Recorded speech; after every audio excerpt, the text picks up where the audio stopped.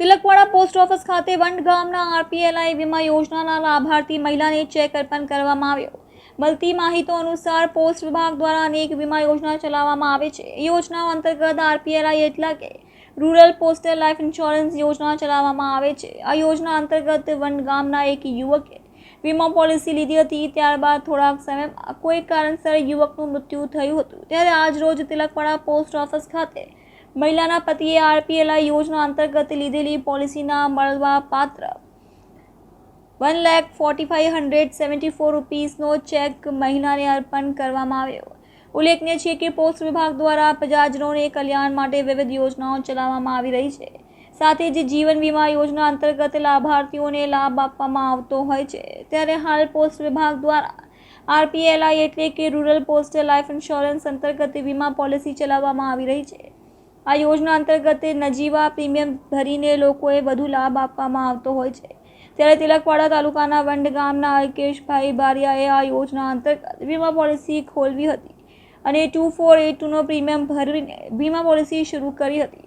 ત્યારબાદ કોઈ કારણસર અલ્કેશભાઈ બારિયાનું મૃત્યુ થયા પરિવારમાં શોકનો માહોલ છવાયો હતો। ત્યારે તિલકવાડા પોસ્ટ વિભાગના ઘટનાની જાણ થતાં પોસ્ટ વિભાગના અધિકારીઓ દ્વારા વીમા પોલિસીનો લાભ પરિવારને પહોંચાડવા માટે તમામ કાર્યવાહી પૂર્ણ કરી આજ રોજ તિલકવાડા પોસ્ટ ઓફિસ ખાતે ભૂમિકાબેન બારિયાને બોલાવી વડોદરા વિભાગના સુપ્રિન્ટેન્ડન્ટ આરબી રાઠોડના હસ્તે મહિલાને ₹1,45,74નો ચેક અર્પણ કરવામાં આવ્યો હતો। આ ચેક સહાય મળતા મહિલાને થોડીક આર્થિક મદદ પહોંચે જેથી મહિલાએ પોસ્ટ વિભાગ અને તમામ અધિકારીઓનો આભાર વ્યક્ત કર્યો હતો।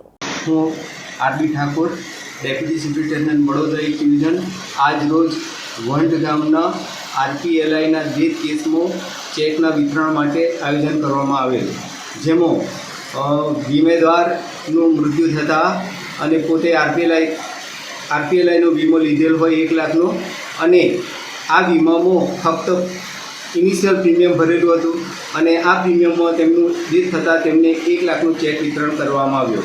ભૂમિકાબેનને પોતાના પતિના વીમાનો ક્લેમમાં આજે આ 1 લાખનું વિતરણ કરવામાં આવ્યું। તમામને મારી નમ્ર અરજ છે, વિનંતી છે કે પોતાના ગામમાં જેટલા લોકો વીમામાં 18 વર્ષથી 55 વર્ષમાં કવર થતા હોય તેમને વીમામાં આવરિત કરે અને સંપૂર્ણ વીમા ગ્રામ તરીકે પોતાના ગામ વિલેજનું બીઓને જાહેર કરે।